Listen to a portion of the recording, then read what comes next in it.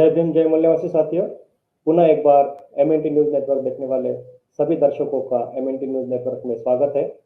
आज रविवार है और आज का दिन एक विशेष दिन होता है। आज के दिन हम सुबह 10 बजे आपके बीच लेके आते हैं एमएनटी पर्सपेक्टिव, और इसमें जो हमारे मूल्यवासी बहुजन समाज के जाने माने कार्य करने वाले सामाजिक जो चिंतक है उनको यहाँ आमंत्रित करते हैं और अलग अलग विषयों के ऊपर उनसे चर्चा करते हैं, गुफ्तगू करते हैं।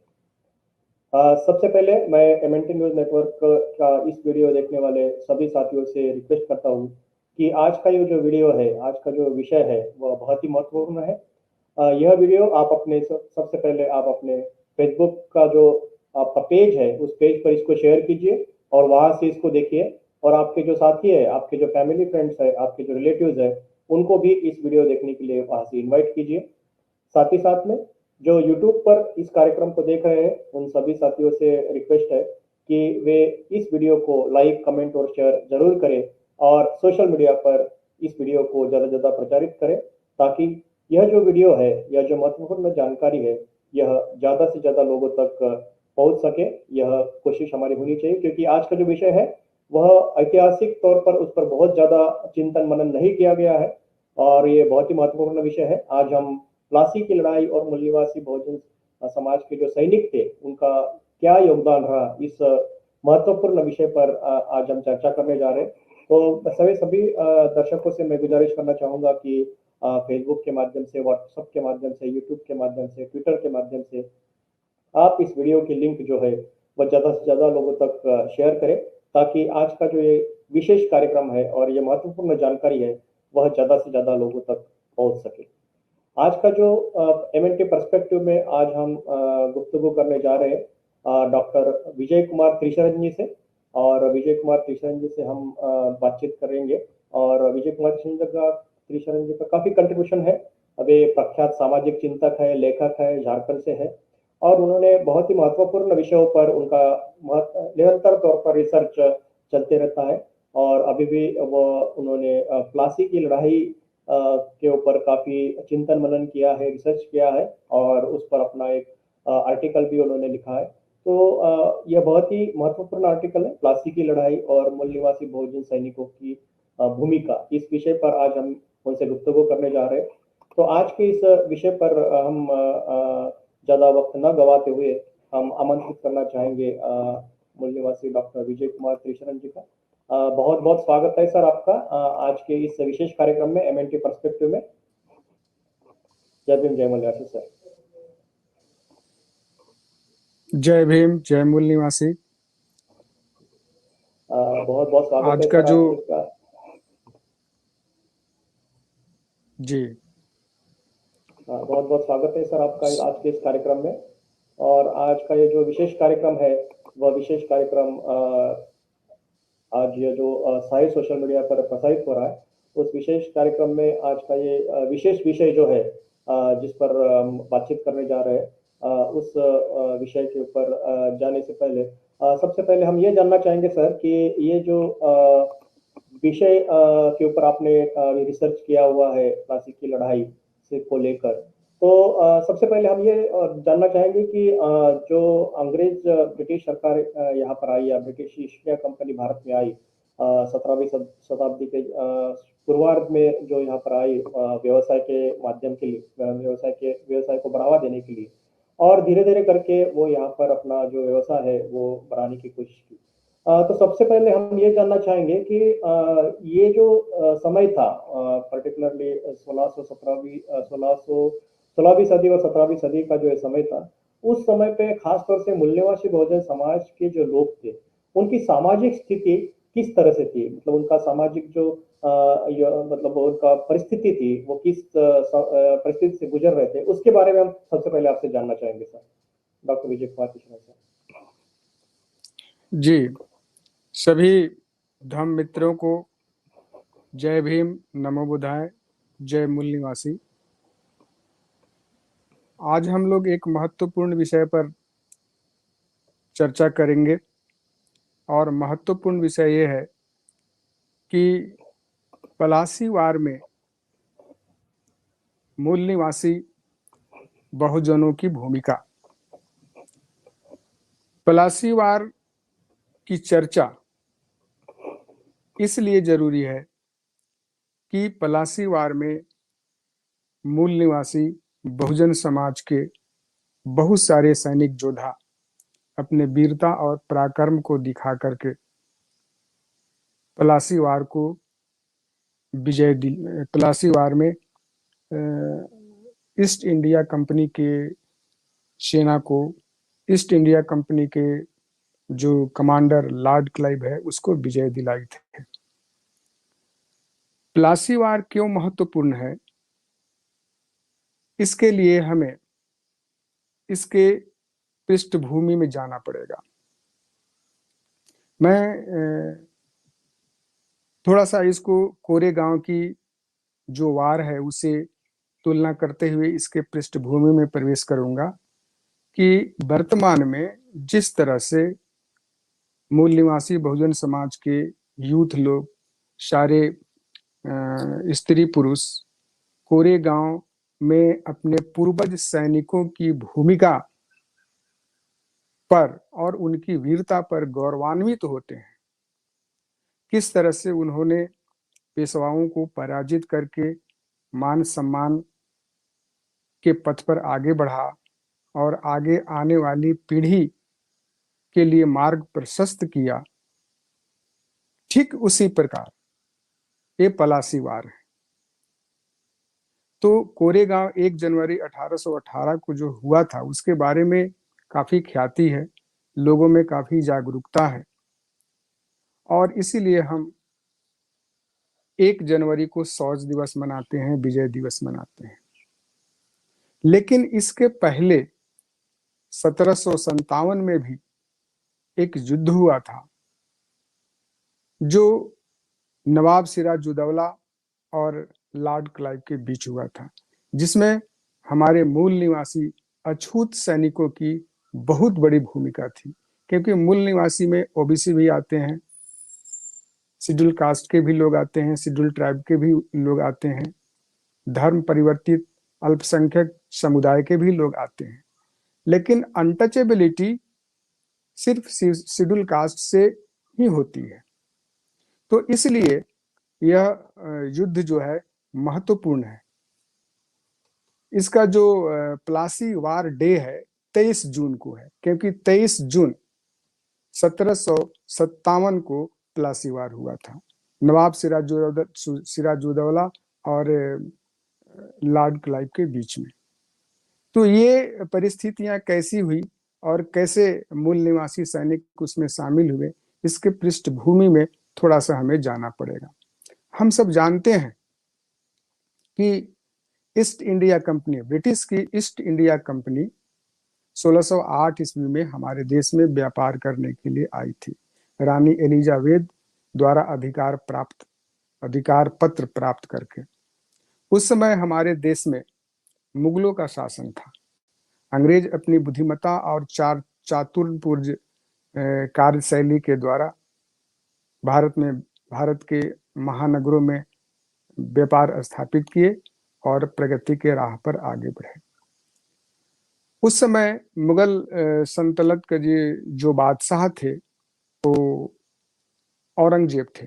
औरंगजेब एक सशक्त और अनुशासन प्रिय बादशाह थे। उनकी मृत्यु 1707 ईस्वी में हो जाती है। 1707 ईस्वी में औरंगजेब की मृत्यु होने के बाद जो बंगाल की यूनाइटेड प्रोविंस ऑफ बंगाल की जो क्षेत्रीय शक्तियां थी, क्षेत्रीय शक्तियां में east India company, Dutch, French इत्यादि लोग थे, वो काफी स्वतंत्र हो गए और इसके साथ ही वे भारत पर व्यापारी कब्जा जमाने के लिए प्रयासरत हो गए। औरंगजेब के मृत्यु के बाद मुर्शीद अली खान नाम का एक दीवान बंगाल का नवाब बना। मुर्शीद अली खान के बाद अलीवर्दी खान बना। अलीवर्दी खान काफी योग्य व्यक्ति था, सक्षम व्यक्ति था। उस समय जो मुगल साम्राज्य की केंद्रीय सत्ता थी वह अपने आप को केंद्रीय सत्ता से अलग करके एक स्वतंत्र सत्ता के रूप में विकसित करना शुरू किया। पश्चिम बंगाल एक बृहत्तर स्टेट था जिसमें बिहार, झारखंड, उड़ीसा, यहाँ तक कि बांग्लादेश भी था। तो ये एक बृहत्तर राज्य था और व्यापार और कृषि के क्षेत्र से यह बहुत ही महत्वपूर्ण स्टेट था। तो वहाँ लगान आय के साधन बहुत थे, कृषि और व्यापार के चलते आमदनी काफी होती थी। तो इसीलिए अली वर्दी खान ने सेंट्रल मुगल सल्तनत से अपने आप को अलग करके एक स्वतंत्र नवाब के रूप में घोषित किया। लेकिन अली वर्दी खान ज्यादा दिन तक नहीं टिक पाया, उसकी मृत्यु हो गई। उसके मृत्यु होने के बाद उसका उत्तराधिकारी सिराजुद्दौला होता है, नवाब सिराजुद्दौला। चूंकि अली वर्दी खान के कोई बेटा नहीं था, इसलिए उसके 3 बेटियों में से एक बेटी का जो पुत्र था वही उसका उत्तराधिकारी बना और उसका नाम था सिराजुद्दौला। तो ये इसकी पृष्ठभूमि है। सिराजुद्दौला जो है एक प्रभावशाली शासक था, लेकिन उस समय अंग्रेज अपने आप को और आगे प्रोग्रेस करना चाहते थे और आगे बढ़ाना चाहते थे। उन्होंने मुगल बादशाहों से कई प्रकार के बंगाल में व्यापार करने की रियायतें प्राप्त कर लिया था। टैक्स फ्री ट्रेड का उन्होंने लाइसेंस प्राप्त कर लिया था। इसलिए उनके मन में इच्छा थी कि वो पश्चिम बंगाल में उनकी एक छत्र राज्य हो। इसी कारण उन्होंने कोलकाता में एक फोर्ट विलियम किला बनाया और फोर्ट विलियम किला पर उन्होंने फ्रांसीसियों से लड़ने के लिए, उनको हराने के लिए तोपे लगाना शुरू किया। इससे सिराजुद्दौला नाराज होकर के अंग्रेजों पर चढ़ाई कर देता है और अंग्रेज पराजित हो जाते हैं। अंग्रेज पराजित होने के बाद सिराजुद्दौला 146 सैनिकों को एक छोटी सी कोठरी में, रूम में 3 दिन के लिए बंद कर देता है। इसका परिणाम ये हुआ कि वे सारे के सारे दम घुटने के कारण मर गए। इतिहास में इस घटना को ब्लैक होल के नाम से जाना जाता है। यह 20 जून 1756 को घटना घटी थी। इससे अंग्रेज और भी नाराज हो गए।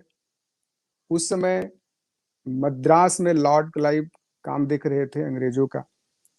उनको पश्चिम बंगाल बुलाया गया और लॉर्ड क्लाइव में क्षेत्रीय लोगों के साथ एक प्रबल प्रतापी सेना तैयार किया और सिराजुद्दौला के विरुद्ध जंग का ऐलान कर दिया।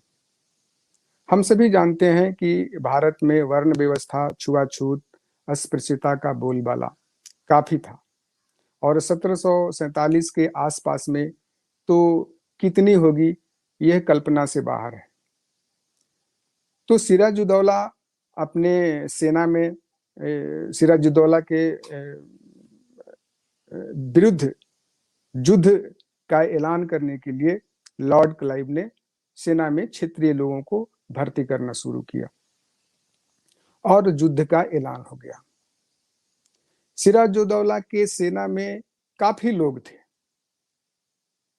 सिराजुद्दौला के सेना में 1500 घुड़सवार थे, 35,000 पैदल सेना थे। इसके अलावे 40 तोपे उसके पास थी। उसके विरुद्ध जो लॉर्ड क्लाइव ने सेना तैयार किया था उसमें मात्र 2200 सैनिक थे। लेकिन उस 2200 सैनिक में से सिर्फ 500 सैनिक 22 जून 1757 को वो हुगली नदी को पार करके पलासी के ग्रुप में पहुंचे जहां युद्ध होना था। तो जो लॉर्ड क्लाइव का जो सेना था और सिराजुद्दौला का जो सेना था वो आमने सामने हुआ और युद्ध 23 जून को 2 बजे से लेकर 4 बजे तक चला। इस महज 2 घंटे के युद्ध में लॉर्ड क्लाइव के 500 सैनिकों ने सिराजुद्दौला के सैनिकों को गाजर मूली की तरह काट करके नवाब सिराजुद्दौला की हत्या सहित उसके सेनापति मीर मदन को कत्ल करके युद्ध को फतह कर लिया। ये आश्चर्य की बात है कि 500 सैनिक 50,000 सैनिकों से कैसे लोहा लिए। और ये जो विजय है, इसकी वीरता की जो कहानी है वो बहुत ही गौरवपूर्ण है, लेकिन इतिहास में जितना इसका जगह मिलना चाहिए उतना नहीं मिला। बहुत सा इतिहासकार ऐसा कहते हैं कि पलासी का युद्ध तो हुआ ही नहीं, वो एक समझौता हो गया। जो सिराजुद्दौला का जो सेनापति था मीर जाफर, वो अंग्रेजों से मिल गया था। ये बात अलग है कि सिराजुद्दौला का जो मौसी थी, जो ढाका की थी, घसीटी बेगम, और उसका जो मौसेरा भाई था शौकत जंग, वो उसके विरुद्ध थे। और मीर जाफर को अंग्रेजों ने सिराजुद्दौला के बाद बंगाल के नवाब होने का प्रलोभन दिया था, इसलिए मीर जाफर ने युद्ध में निष्क्रिय रहा। लेकिन युद्ध में बादशाह को मारा जाना और सेनापति को मारा जाना ये सिद्ध करता है कि ये युद्ध भयंकर तरीके से लड़े गए थे। और चूंकि लॉर्ड क्लाइव के दल में, सेना में मूल निवासी अछूत थे, अनटचेबल थे, तो उनके लिए ये जीने मरने का प्रश्न था, क्योंकि वे जातिवाद, अस्पृश्यता, सामाजिक आर्थिक गैर बराबरी से जूझ रहे थे। उनके लिए मनुवादी भी विदेशी थे, उनके लिए अंग्रेज भी विदेशी थे। लेकिन अंग्रेजों ने उन्हें सेना में भर्ती किया। सेना में भर्ती करने के बाद उन्हें शिक्षा का अवसर दिया। तो शिक्षा, नौकरी और सम्मान देकर के अंग्रेजों ने अछूतों को आगे बढ़ाया। इसीलिए जो मूल निवासी अछूत बंधु थे बंगाल के, बिहार के, उन्होंने लॉर्ड क्लाइव को साथ दिया, इस उम्मीद से कि शायद इनके जिताने से हमारा प्रारब्ध सुंदर होगा, सुनहरा होगा। तो उन्होंने अपने मुक्ति को ध्यान में रख करके पलासी के मैदान में सिराजुद्दौला के विरुद्ध अंग्रेजों का साथ दिया। और सिराजुद्दौला भी तो एक मुगल बादशाह का नवाब था, वो भी तो विदेशी था, अंग्रेज भी विदेशी थे, और दोनों में से किसी एक को चुनना था उनको। तो इसलिए मूल निवासी अछूत सैनिकों ने लॉर्ड क्लाइव को चुना। इसलिए प्लासी के युद्ध, प्लासी का जो युद्ध है वह बहुजन मुक्ति का प्रथम प्रवेश द्वार है। यह बहुजन मुक्ति का प्रथम संग्राम कहा जाता है। लेकिन इतिहास में जो मूल निवासी अनटचेबल जो सैनिक थे, उनकी महत्ता और उनकी चर्चा, उनका उल्लेख बहुत कम आता है। इस ओर एक अंग्रेज विद्वान प्रोफेसर सीले ने ध्यान दिया। प्रोफेसर सीले का यह मानना था कि सिराजुद्दौला और लॉर्ड क्लाइव के बीच जो जंग हुआ, उस जंग में जो सैनिक लॉर्ड क्लाइव की तरफ लड़े वो एबोरिजिनल इंडियंस थे, वो मूल निवासी थे। प्रोफेसर सीले ने इस बात को आकृष्ट किया, ध्यान दिलाया लोगों को कि वे मूल निवासी थे, वो भारतीय थे, वो अंग्रेज नहीं थे। और उन्होंने यह भी कहा कि लॉर्ड क्लाइव की तरफ से जो सैनिक लड़े गए उसमें से 1 भाग ब्रिटिशर थे और 5 भाग मूल निवासी थे। इसीलिए ये जो युद्ध है वो विदेशियों द्वारा जीता गया युद्ध नहीं कहा जा सकता है। यह भारतीयों द्वारा भारत को जीतने वाला युद्ध था, ऐसे इसको हम कह सकते हैं। और जब कोई व्यक्ति स्वमुक्ति के लिए अपने ही देश में, अपने ही देशवासियों के विरुद्ध युद्ध करता है, तो वो कोई पराजय नहीं होता है, बल्कि वो आत्म मुक्ति के लिए, स्व मुक्ति के लिए एक सर्वश्रेष्ठ विजय होता है।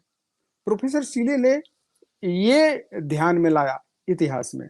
इसका जिक्र बाबा साहब ने राइटिंग स्पीच अंग्रेजी के खंड में 12 वॉल्यूम में किया है। लेकिन प्रोफेसर सीले का जो शोध है कि प्लासी के जंग जीतने वाले लॉर्ड क्लाइव के सैनिक जो मूल निवासी थे, उस शोध को आगे बढ़ाते हुए परम पूज्य बाबा साहब ने इस बिंदु तक इस शोध को ले गए कि वे मूल निवासी भारतीय तो थे, लेकिन वे अनटचेबल थे, वे अछूत थे, जिनके साथ छुआछूत होती है। बाबा साहब ने इस रिसर्च को आगे बढ़ाया।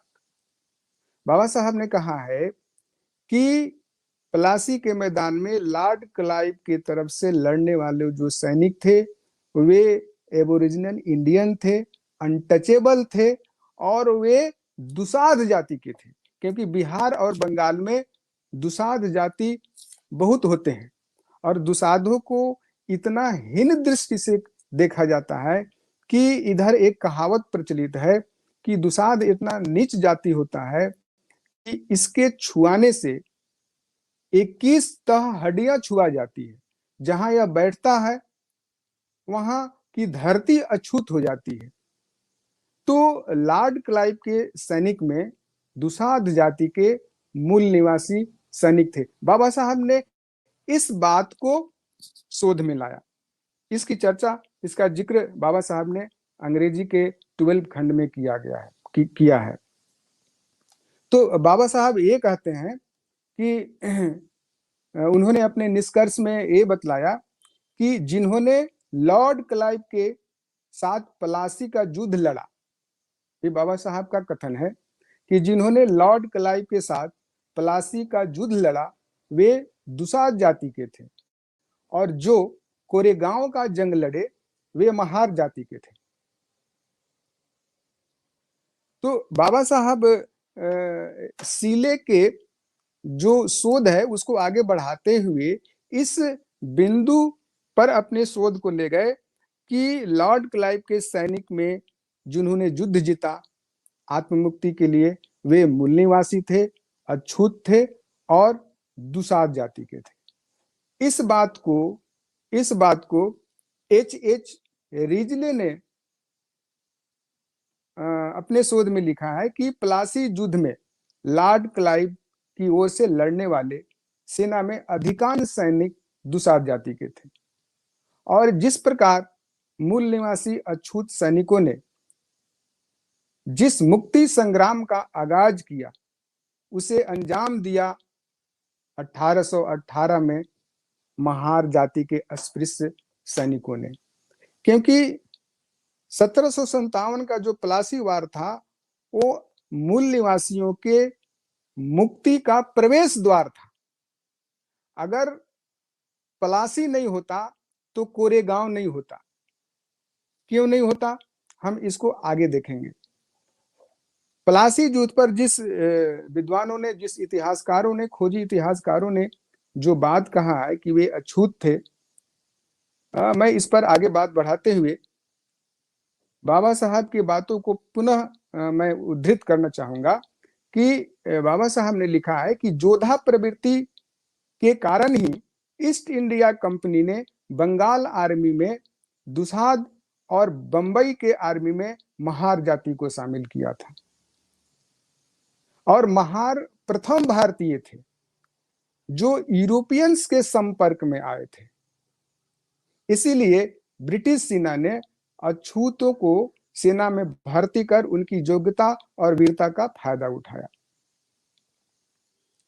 और बाबा साहब आगे कहते हैं कि इस दृष्टिकोण से कि प्लासी और कोरेगांव का युद्ध, क्योंकि प्लासी और कोरेगांव दोनों युद्ध में अछूत सैनिक थे और दोनों मूल निवासी थे, इसलिए बाबा साहब कहते हैं कि प्लासी और कोरेगांव का युद्ध महज युद्ध नहीं बल्कि भारतीय अछूतों के लिए मुक्ति का संग्राम था। यानी प्लासी का युद्ध प्रथम मुक्ति संग्राम था और कोरेगांव का युद्ध द्वितीय मुक्ति संग्राम था। लॉर्ड क्लाइव ने भी अपने खोज में लिखा है कि स्थानीय भारतीय सैनिकों जो ब्रिटिश ड्रिल सार्जेंट द्वारा गठित और प्रशिक्षित थे, अपने प्रथम विदेशी आक्रमणकारी घुसपैठिए यानी फर्स्ट फॉरेन इंट्रूडर्स, वो कौन थे? वो विदेशी आर्य लोग थे, वैदिक लोग थे, जिन्होंने वर्ण व्यवस्था की स्थापना किया, जिन्होंने छुआछूत को शुरुआत किया। उनके अत्याचार के शिकार से बचने के लिए अपनी मुक्ति का शुरुआत किए। यानी कार्ल मार्क्स ये कहना चाह रहे हैं कि प्लासी में और कोरेगांव में जिन अछूत सैनिकों ने वीरतापूर्वक लड़ करके अंग्रेजों को जिताया, वो अपने ऊपर हो रहे अन्याय और अत्याचार का जो जलवा था उसको समाप्त करके अपने मुक्ति के लिए वो लड़ाई लड़े। तो इस प्रकार प्लासी का युद्ध और कोरेगांव का युद्ध महत्व रखता है, क्योंकि प्लासी युद्ध के बाद ही भारत में अंग्रेज स्थापित हुए थे। तो इस शोध को एक एसके विश्वास करके पश्चिम बंगाल के इतिहासकार हैं और वो आईएएस अफसर भी हैं, बहुत खोजी इतिहासकार हैं। वे बंगाल के इतिहास के जानकार हैं। माननीय एसके विश्वास लिखते हैं कि विदेशी वैदिक ब्राह्मणों के विरुद्ध भारत के इतिहास में पिछले 1000 सालों में पहली बार दुसाध सैनिकों ने, ये उन्होंने अपने किताब में लिखा है, बहुजन मुक्ति संग्राम की शुरुआत की। अगर दुसाध अपनी भूमिका नहीं ग्रहण किए होते तो अस्पृश्य बहुजन के भाग्य के आकाश में मुक्ति का सूर्योदय नहीं होता। ये उनकी पंक्ति है। विश्वास आगे लिखते हैं कि प्लासी युद्ध के अस्पृश्य दुसाध सैनिकों के रक्त धारा और प्राण बलिदान की उर्वर भूमि से उठकर के मंत्री के सिंहासन पर आरूढ़ हुए थे डॉक्टर अंबेडकर 1942 में श्रम मंत्री बनकर, तथा 1946 में अंतरिम सरकार में बाबू जगजीवन राम।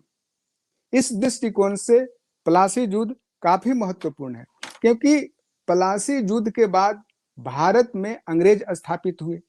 अंग्रेज स्थापित होने के बाद उन्होंने शिक्षा का द्वार खोला, नौकरी का द्वार खोला, सेना में भर्ती का प्रावधान बनाया, और जो अनटचेबल सेना में भर्ती होते थे उनके बच्चों की शिक्षा अनिवार्य थी।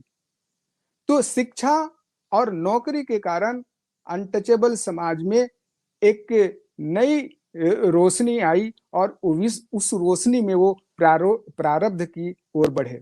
अगर अंग्रेज भारत में स्थापित नहीं होते तो न पैदा होते ज्योतिबा फुले और न पैदा होते बाबा साहब डॉक्टर अंबेडकर। आप सब जानते होंगे कि जिस समय बाबा साहब का जन्म हुआ था 1891 में, उस समय ब्राह्मणवादियों के प्रभाव में आने के बाद अंग्रेजों ने अछूतों को सेना में प्रवेश करना बंद करा दिया था।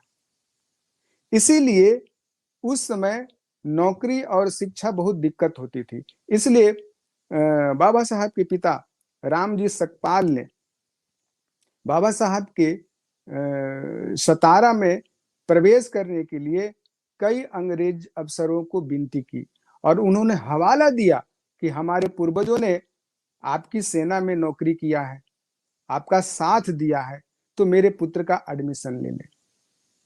और इसी आधार पर बाबा साहब भी अंग्रेजों को मेमो देकर हमारे मुक्ति के लिए, हमारे अधिकारों को मांग करते थे कि हमारे पूर्वजों ने आपके पक्ष में युद्ध लड़ करके आपको भारत में स्थापित किया, तो इसलिए मुझे ये अधिकार चाहिए, हमारे लोगों को ये अधिकार चाहिए। तो हमारा ये कहना है कि अगर भारत में अंग्रेज स्थापित नहीं होते तो बहुजनों में, मूल निवासियों में, खासकर जो अनटचेबल क्लास के लोग हैं, उनमें शिक्षा का प्रभाव नहीं होता, शिक्षा का प्रसार नहीं होता, और शिक्षा का प्रभार नहीं होता तो मालोजी सकपाल, रामजी सकपाल सेना में प्रवेश नहीं कर पाते, और जब वे सेना में प्रवेश नहीं कर पाते तो भीमराव अंबेडकर को स्कूल में पढ़ने का अधिकार नहीं मिलता। इसके पहले ज्योतिबा फूले को भी न पढ़ने का अधिकार मिलता और न पढ़ाने के लिए स्कूल खोलने का अधिकार मिलता। इसलिए प्लासी का युद्ध एक भारतीय बहुजन के इतिहास में एक टर्निंग पॉइंट है। वो एक विकास का मार्ग खोलने वाला है, और बाकी के काम कोरेगांव के सैनिकों ने तो किया ही किया। तो अगर हम तुलना करें कोरेगांव की सैनिक और प्लासी की सैनिक, तो बाबा साहब ने भी इस बात का जिक्र किया है कि प्लासी का जो युद्ध है मात्र 2 घंटा का युद्ध था।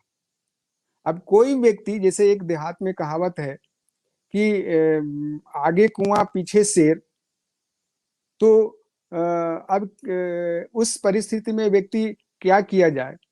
तो जो व्यक्ति साहसी होगा, जो व्यक्ति भीरू नहीं होगा, वो शेर से लड़ना पसंद करेगा, और वह उस समय अपनी मौत को याद नहीं करेगा।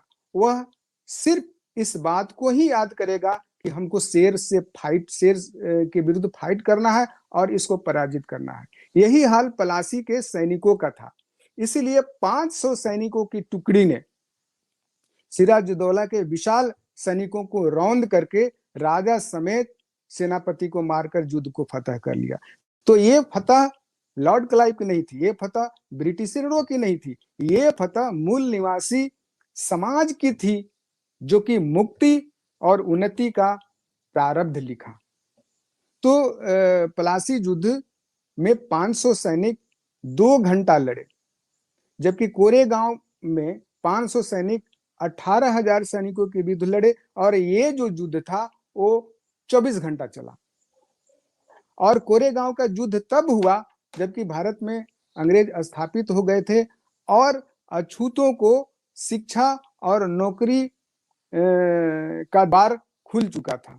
तो इस मामले में बाबा साहब जैसा कि ने कहा है कि कोरेगांव का जो युद्ध था वो बहुजनों के, मूल निवासियों के मुक्ति का दूसरा संग्राम था, और प्लासी का जो युद्ध था वो मुक्ति का पहला संग्राम था। तो इस प्रकार हम देखते हैं कि प्लासी का जो युद्ध है वो भारतीय इतिहास में मूल निवासी समाज के लिए, बहुजन समाज के लिए काफी महत्व रखता है। अब यहाँ पर एक सवाल उठता है, और बाबा साहब ने इस सवाल को राइटिंग स्पीच अंग्रेजी के वॉल्यूम 12 में, आप पेज नंबर 83 से 90 के बीच में अगर देखेंगे तो इसका संक्षिप्त हिस्ट्री मिल जाएगा। वॉल्यूम 17 में कोरेगांव के बारे में बाबा साहब ने लिखा है। तो बाबा साहब एक सवाल उठाते हैं, ये सवाल उन लोगों की तरफ से उठाया गया है जो अछूतों के, मूल निवासी अछूतों के भूमिका पर संदेह कर सकते थे, क्योंकि ये ब्रिटिशर्स की तरफ से लड़े थे, चाहे वो कोरेगांव की जंग हो, चाहे प्लासी का जंग हो। तो आज के लोग, तथाकथित देशभक्त लोग, तथाकथित राष्ट्रभक्त लोग ये सवाल उठा सकते हैं कि तब तो मूल निवासी अछूत लोग देशद्रोही हैं, क्योंकि ये अंग्रेजों का साथ दिए, अंग्रेजों की तरफ से लड़े।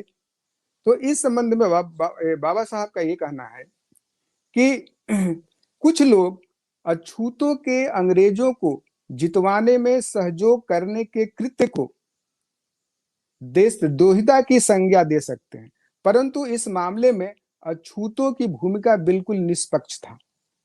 अब बहुत ही इंपॉर्टेंट लाइन बाबा साहब ने कहा है कि क्यों अछूतों की भूमिका निष्पक्ष क्यों था, इन पर देशद्रोहिता का आरोप क्यों नहीं लग सकता है। तो बाबा साहब कहते हैं क्योंकि यह स्वयं की मुक्ति के लिए, ये लाइन बहुत ही महत्वपूर्ण है और हम लोगों को जानना चाहिए, क्योंकि वह स्वयं की मुक्ति के लिए स्वयं भारत पुत्रों द्वारा भारत की जीत थी, क्योंकि पश्चिम बंगाल के अछूत सैनिक और मुंबई के अछूत सैनिक दोनों ने जो अंग्रेजों का साथ देकर के विजय प्राप्त किया, वो एक्चुअली स्व मुक्ति के हित के लिए लड़ा गया युद्ध था। तो ये स्वयं द्वारा स्वयं पर विजय प्राप्त थी। और बाबा साहब ने लिखा है उसमें कि इंडिया वाज कन्क्वेर्ड बिटवीन 1757 टू 1818, यानी भारत 1757 से लेकर के 1818 के बीच में जीता गया। यानी पलासी का युद्ध और कोरेगांव का युद्ध ये अंग्रेजों का युद्ध नहीं था, बल्कि ये हमारी युद्ध था, और हमने हमारी मुक्ति के लिए उन लोगों से युद्ध किया, उन लोगों से लड़ाई किया जो हजारों वर्ष शास्त्रीय निर्जोगताओं के बल पर हमें मानव होते हुए भी मानव पशु बना दिए थे। तो इसलिए ये स्वयं द्वारा स्वयं पर विजय थी, और यही बात प्रोफेसर सीले भी कहते हैं। तो पलासी के जंग में उतरने वाले जो सैनिक थे, वो कोरेगांव के सैनिकों के लिए प्रेरणा स्रोत थे।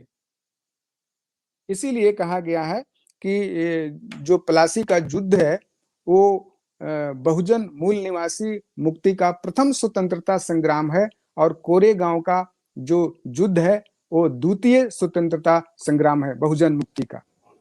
तो आज के कार्यक्रम का जो मुख्य उद्देश्य ये है कि जिस तरह से कोरेगांव में जाकर के हम अपने सैनिकों के मूल निवासी पूर्वजों के वीरता पर गर्व करते हैं, उसे प्रेरणा ग्रहण करते हैं, उसे स्फूर्ति ग्रहण करते हैं, उसी प्रकार पलासी युद्ध के जो मूल निवासी अछूत सैनिक हैं, वहां भी जाकर के हम उनके प्रति आदर व्यक्त करें, सम्मान व्यक्त करें। जिस तरह से कोरेगांव में विजय स्तंभ बनाया गया है, उस तरह से पलासी युद्ध के बाद पश्चिम बंगाल के नदिया जिले में वहां भी एक विजय स्तंभ है। अगर आप गूगल सर्च करेंगे तो आपको मिल जाएगा।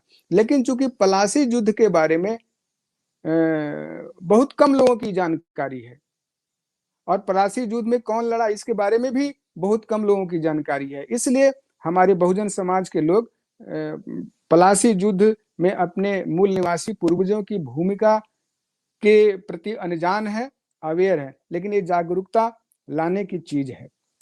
तो पश्चिम बंगाल के नादिया जिले में हमें वहां जाना चाहिए, क्योंकि वहां हमारे वीर मूल निवासी सैनिकों की स्मृति में एक विजय स्तंभ बना हुआ है, और प्रतिदिन वहां 23 जून को जाना चाहिए और उसे शौर्य दिवस के रूप में और विजय दिवस के रूप में मनाना चाहिए। तो अगर हम, क्योंकि बाबा साहब जैसा कहा है कि जिस समाज का इतिहास नहीं होता है उस समाज का कोई सत्ता नहीं होती है। तो इतिहास प्रेरणा देता है, इतिहास लोगों में ऊर्जा देता है। तो कोरेगांव की तरह जो पलासी युद्ध का जो इतिहास है वो भी हमें प्रेरणा देने वाला है। जैसा कि आज हम पर आरोप लगाया जाता है कि जो अनटचेबल होते हैं, वो कमजोर होते हैं, उनमें कोई मेरिट नहीं होती है, वो किसी काम के नहीं होते हैं, वो खैरात में नौकरी लेते हैं, ये सारे चीज जो है वो असत्य होते हैं यदि हम कोरेगांव और पलासी युद्ध के जो वीर गाथा को याद करते हैं। इस पर हमें काम करनी चाहिए और इस पर हमें आगे बढ़ना चाहिए। आगामी 23 जून को हम सारे लोग, जितना मूल निवासी समाज के लोग हैं, सबों को 23 जून को उसी तरह उत्सव मनाना चाहिए, उसी तरह अपने अपने क्षेत्रों में कार्यक्रम करना चाहिए, शौर्य दिवस मनाना चाहिए और अपने पूर्वजों की जीत की खुशी मनानी चाहिए। और सबसे बड़ी चीज है कि हमारे पूर्वजों ने जिस तरह से उन शासकों को स्थापित किया जो हमारे लिए सुख सुविधा, शिक्षा और स्वाभिमान का मार्ग प्रशस्त किए, उन पूर्वजों के प्रति सम्मान व्यक्त करना चाहिए, अगर उनके प्रति कृतार्थ होना चाहिए, ताकि हम आगे इतिहास रच सके और अपने आने वाली नई पीढ़ी के लिए एक नया मुकाम बना सके। तो निश्चित ही बाबा साहब ने जो ये शोध किया है कोरेगांव के संबंध में, मूल निवासी के संबंध में, देखिए ज्योतिबा फुले शिवाजी के समाधि पर जाकर के प्रेरणा ग्रहण करते थे। आखिर प्रकाश का कोई स्रोत होना चाहिए, चाहे वो सूर्य का प्रकाश मिले या कैंडल का प्रकाश मिले या इलेक्ट्रिक का प्रकाश मिले। तो जब प्रकाश मिलता है तो आदमी उसमें सब कुछ देखने लगता है, अंधकार दूर होता है।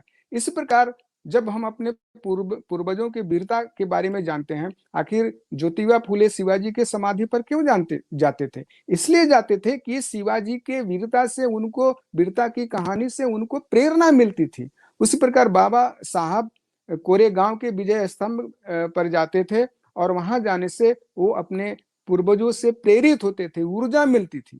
तो आज जब पलासी के संबंध में, पलासी वार के संबंध में यह इतिहास उजागर हुआ है कि पलासी वार को जय करने वाले और कोई नहीं बल्कि हमारे पूर्वज थे, और उन्होंने अंग्रेजों को न जिताकर बल्कि स्वयं को जीता है, तो ये हमारे लिए गौरव की बात होगी। और हम अपने आने वाले संतति के लिए भी वर्तमान समय में ऐसा कुछ कर गुजरेंगे ताकि उनके लिए भी मार्ग आसान होगा। तो अंत में इन बातों के कहते हुए कि जिस तरह से बाबा साहब ने हमें इतिहास दिया है, हमें ये बतलाया है कि हमारे सैनिक कितना वीर थे, कितना वो ज्ञानवान थे, हमें उनके प्रति कृतज्ञ होना चाहिए, सम्मान व्यक्त करना चाहिए। और 1 जनवरी और 23 जून ये 2 तारीखें भारत के इतिहास में बहुजन समाज मूल निवासी के लिए एक मील का पत्थर है, और ये सदैव प्रेरणा देने वाला है। जब तक इतिहास रहेगी, जब तक धरती रहेगी, तब तक ये 2 तारीखें जीवित रहेगी, और इसको जीवित करना हमारा काम है। क्योंकि जब तक हम विचारों को आगे नहीं बढ़ाएंगे, जब तक हम विचार को प्रसारित नहीं करेंगे, चर्चा नहीं करेंगे, तब तक ये आगे नहीं बढ़ेगा। क्योंकि विचार भी व्यक्ति की तरह मरणशील होता है, जैसा कि बाबा साहब ने।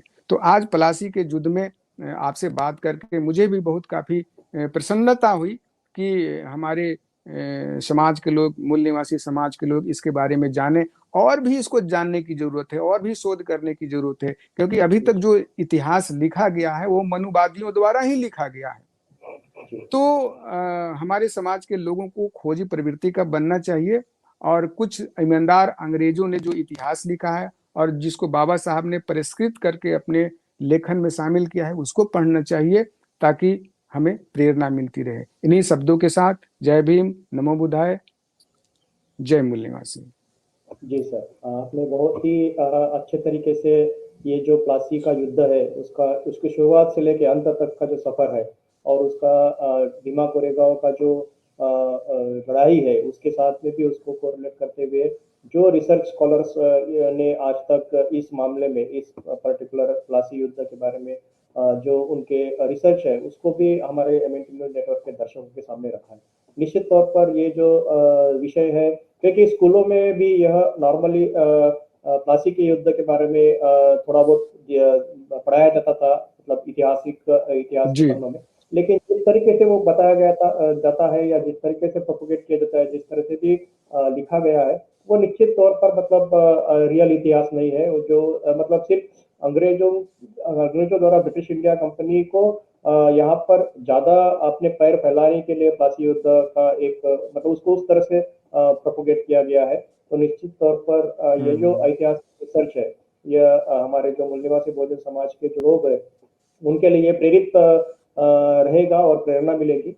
सर, हम ये आगे थोड़ा इसमें जानना चाहेंगे कि जिस तरह से प्लासी के युद्ध में हमारे मूल निवासी बहुजन सैनिकों की भूमिका थी, और भीमा कोरेगांव की लड़ाई में भी जिस तरह से मूल निवासी बहुजन समाज के महारों की भूमिका थी, तो इनकी जो भूमिका है या इनका जो कंट्रीब्यूशन है, मतलब कम से कम रिसोर्स में ज्यादा से ज्यादा आउटपुट निकालना, क्योंकि 500 ही सैनिकों ने मतलब इतने हजारों सैनिकों का मुकाबला करना ये कोई छोटी बात नहीं है।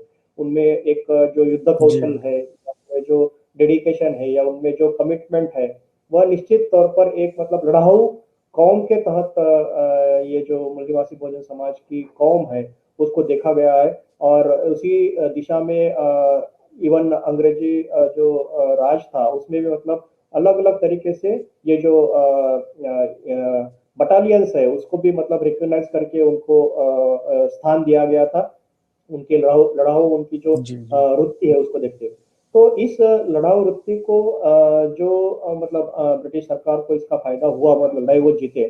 तो आपकी दृष्टि से मतलब जो आपने वैसे कवर किया ही है कि अंग्रेजों द्वारा भलाई वो विदेशी थे, लेकिन फिर भी खास तौर से मूल निवासी बहुजन समाज जिस परिस्थिति से गुजर रहा था उसको ध्यान में रखते हुए उन्होंने मतलब क्या क्या ऐसे प्रावधान इन सैनिकों के लिए या उनके फैमिलीज के लिए या उनके ओवरऑल डेवलपमेंट के दृष्टि को ध्यान में रखते हुए immediately after the war, after the Plassey war और आफ्टर द कोरेगांव वार, किस तरह का उन्होंने मतलब हेल्प किया उनको, किस तरह से उन्होंने इनके विकास की दृष्टि से उनको सहायता की? आपके रिसर्च के अनुसार आप क्या कहना चाहेंगे? जी।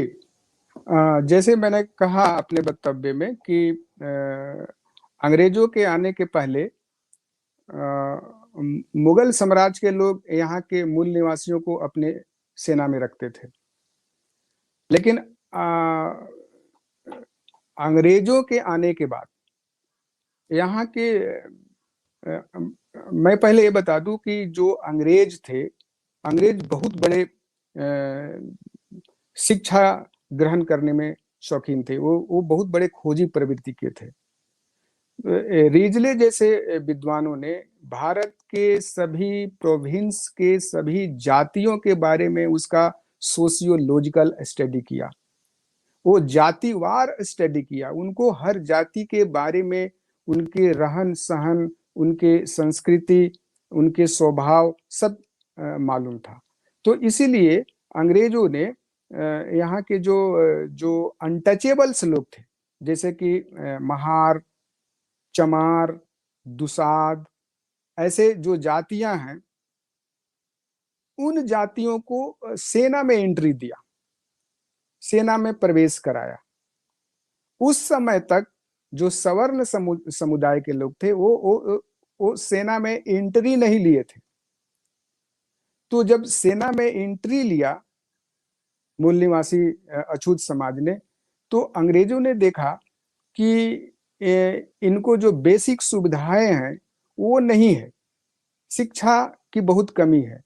तो अंग्रेजों ने जो अछूत सैनिक थे उनके बच्चों के लिए अनिवार्य शिक्षा का प्रावधान किया। शिक्षा बहुत जरूरी था।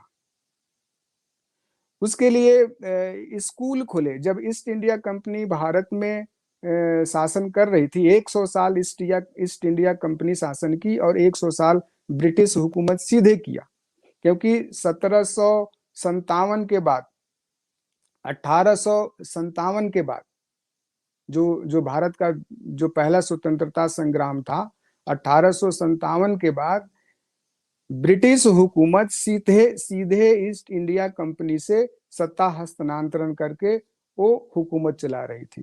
तो भारत में लगभग 200 साल तक अंग्रेज का शासन रहा।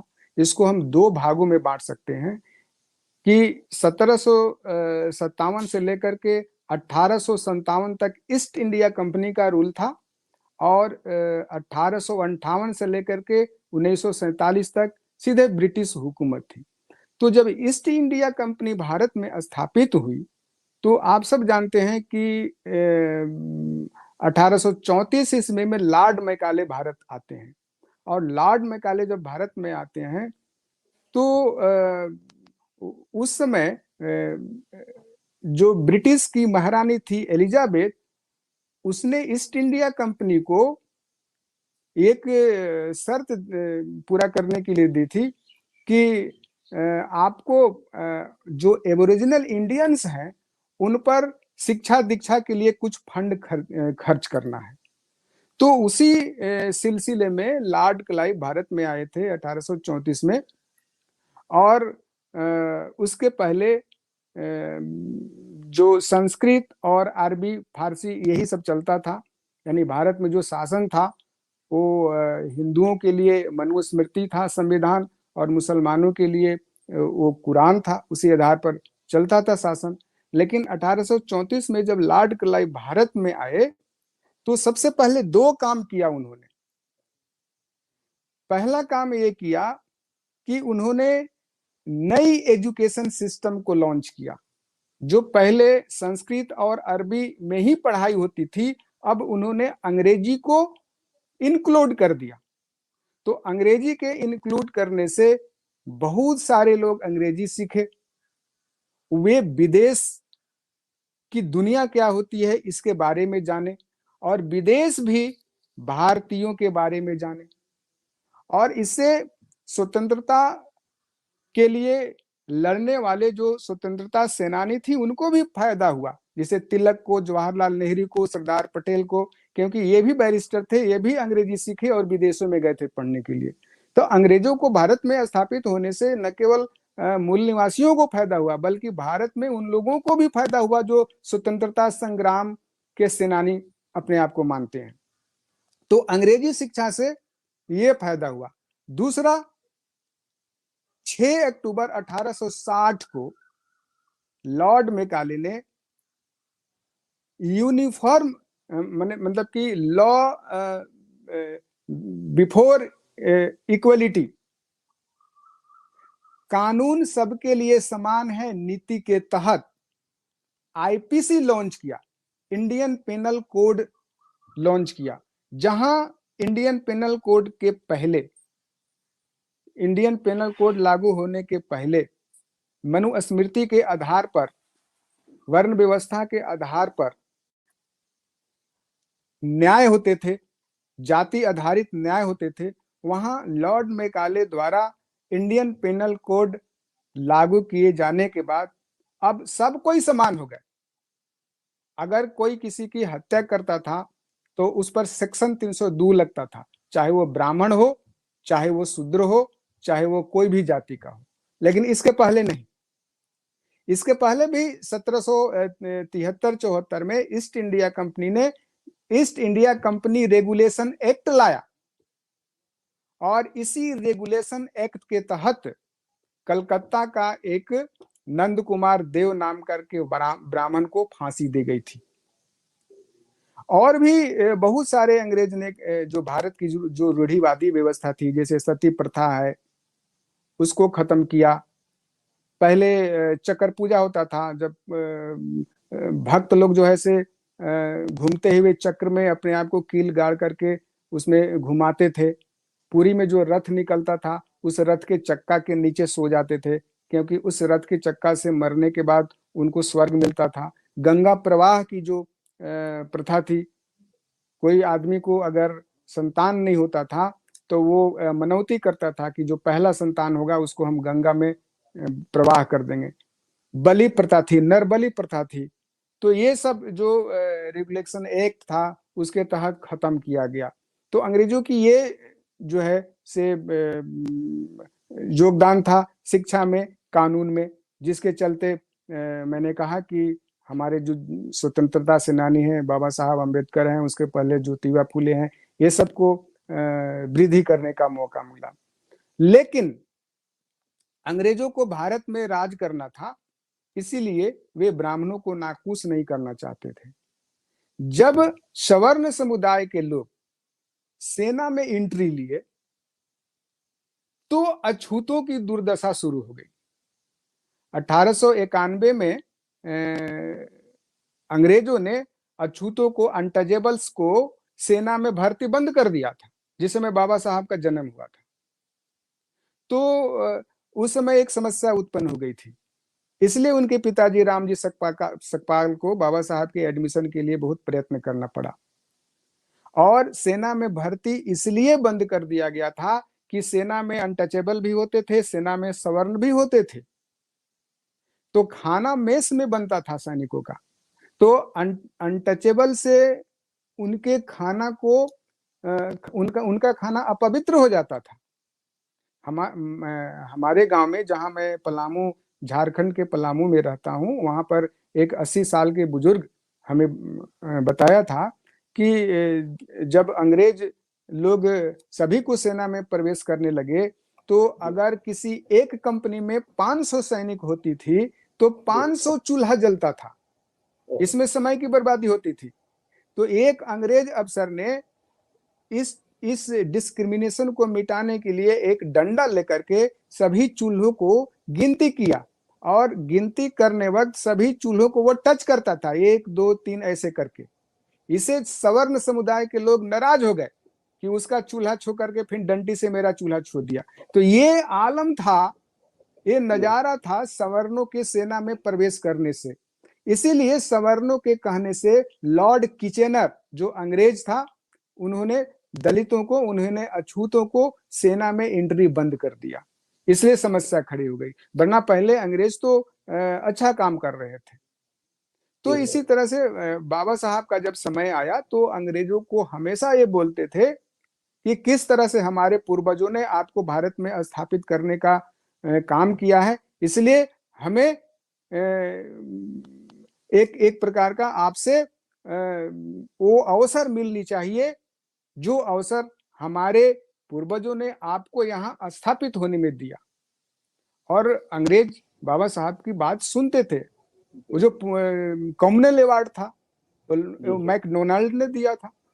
तो जी बहुत सारी ऐसी घटनाएं हैं जो बाबा साहब ने अंग्रेजों से लड़कर के लिया था, जो जी भारतीयों ने उन्हें नहीं दिया। जी बिल्कुल। तो इस प्रकार का ये क्रम है। जी सर बिल्कुल।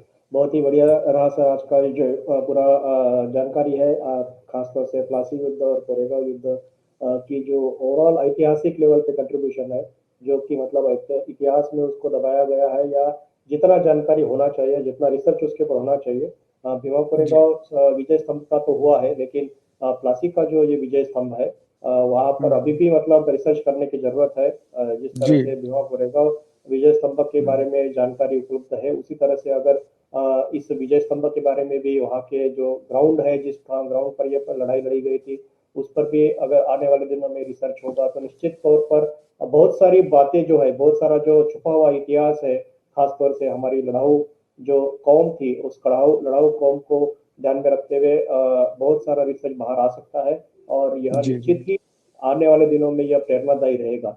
तो आपका जो स्पेसिफिक फोकस था, स्पेसिफिक आपका जो कंट्रीब्यूशन है इस विषय को समाज के सामने लाने के लिए, उसके लिए एमएनटी न्यूज नेटवर्क की ओर से हम आपका बहुत बहुत शुक्रिया अदा करते हैं। और आज के इस विषय पर एक आखिरी संदेश हम आपसे चाहते हैं कि आज इस पर्टिकुलर विषय पर प्लासी की लड़ाई और मूल निवासी बहुजन सैनिकों की जो भूमिका थी, और ओवरऑल हमारी जो कौम है वो कौम बेसिकली लड़ाऊ कौम है, इसको ध्यान में रखते हुए आप मूल निवासी बहुजन समाज के हमारे साथी को, दर्शकों को क्या मैसेज देना चाहेंगे सर?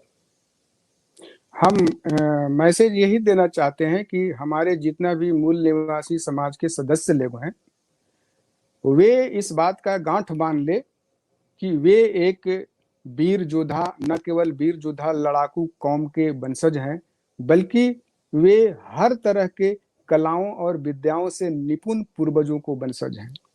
इसीलिए उनके मन में किसी भी प्रकार की ये हीन भावना नहीं आनी चाहिए, और ये नहीं सोचना चाहिए कि जैसा कि सवर्ण समुदाय के लोग भ्रम फैलाते हैं कि रिजर्वेशन से आया हुआ व्यक्ति कमजोर होता है। जी मैंने भी तो रिजर्वेशन से मेडिकल में पढ़ाई किया है, लेकिन मैंने 2.5 दर्जन से अधिक किताबें लिख दी। क्या वो किताब ही भी मैंने रिजर्वेशन से लिखा है? तो ये रिजर्वेशन एक प्रकार का अवसर है। जी ये अवसर मिलने के बाद जो आपका पढ़ाई का लेवल होता है, जैसे कोई मेडिकल इंजीनियरिंग है तो उसके इंट्रेंस में रिजर्वेशन है, लेकिन जो जी 5 साल 6 साल 10 साल पढ़ाई करते हैं वो तो उसी लेवल में करते हैं जिस लेवल से जनरल कैटेगरी के लोग आते हैं। बिल्कुल। तो उनको हीन भावना का शिकार नहीं होना चाहिए, और बड़ी मुस्तैदी से उनको आगे बढ़ना चाहिए। उनको उनके अंदर में स्वाभिमान की भावना होनी चाहिए, और हर समय बेहतर से बेहतर करने की चेष्टा करनी चाहिए अपने पूर्वजों की भांति। यही मेरा कहना है। जी जी सर, बहुत बहुत धन्यवाद सर। आज आपने समय निकाल कर आज इस एमएनटी न्यूज नेटवर्क के स्टूडियो में आप आए, और आपने आज का जो ये विषय है मूल निवासी बहुजन समाज का जो ऐतिहासिक उसका दर्जा जो है, या ऐतिहासिक उसका जो कंट्रीब्यूशन है खासतौर से लड़ाऊ कौम के साथ, वह आपने हमारे दर्शकों को रखा। आपके समय के लिए और आपके इस पर्टिकुलर कंट्रीब्यूशन के लिए और आने वाले इस दिनों में आपका और रिसर्च आगे सामने आएगा, इसी आशा और अपेक्षा करते हुए आपका पुनः एक बार बहुत बहुत धन्यवाद। और आशा व्यक्त करते हैं कि आगे भी आप निरंतर तौर पर एमएनटी न्यूज नेटवर्क के कार्यक्रमों में हमारे एमएनटी के जो व्यूअर्स है उनको मार्गदर्शित करते रहेंगे। बहुत बहुत धन्यवाद जी सर। जय भीम, जय जी जी, जय भीम, जय भीम। नेशनल दस्तक की आपसे गुजारिश है कि अगर इसको बचाना चाहते हैं तो नेशनल दस्तक को सब्सक्राइब करने के लिए रेड कलर के सब्सक्राइब बटन को दबाएं, फिर बेल आइकन की घंटी दबाएं। नेशनल दस्तक को बचाने के लिए बहुत जरूरी है कि हर खबर को शेयर करें, लाइक करें, कमेंट जरूर करें।